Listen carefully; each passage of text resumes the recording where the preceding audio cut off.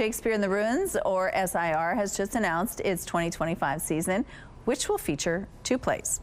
The theater company puts on Shakespearean plays in the St. Norbert Trappist Monastery ruins every summer. It all started in 1993.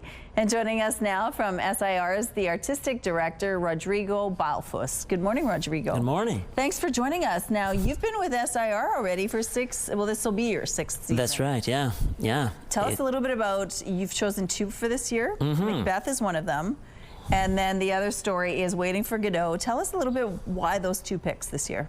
Well, I thought about where we are in, at this moment, politically and culturally, and I thought that we were ready for a tragedy. We've been focusing on romances and comedies since the pandemic, which is a different kind of release. But I think with a tragedy, you have a different release, a release of recognition, where you can see shades of where we are right now in these big political plays. Yeah. How so? Well, Macbeth is about a brute who is very ambitious and wants to be the king, finds himself on the throne after seizing the crown, and unleashes tyrannical powers on his people. Does that sound familiar to you? I'm not going to say anything. So, and Waiting for Godot is this play about how we really rely on each other in times of crisis, and as we wait for something or someone to come and save us. So one plays about action, which is Macbeth, and one plays about the existential dread of inertia, which is Godot. Now, you haven't done Macbeth for a long time. Since 1996. Wow, yeah. So this is good timing. It's good timing. It's primed for a revival. There's something in the air about it. It's a fun play. It's about, it's got muscle and sword fights, and it's got funny bits in it too, even though it's a bit dark. Okay, let's talk about the venue itself, because there's nothing like it really. The Trappist Monastery, the ruins are incredible. They're still standing. If someone's never been to one of your shows, tell us a little bit about how the scene really sets the play.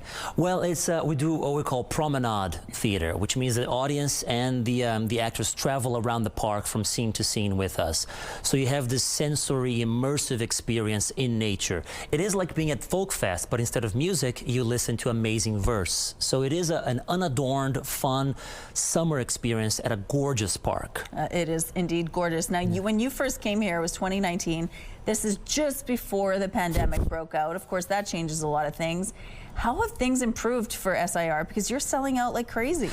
People love us. People love these plays. I think people are craving stories they have a relationship with. We all know these big classic stories, and they want to see them live, done by local people with local talents in our sounds. So we've been, the support has been great. We run for a whole month with these 2 plays alternating nightly, and it's been fantastic. It's not without its challenges, climate change, it's outdoors, and the costs, but it's been great to see the support. Yeah. What do you want people to know about the performers in the show?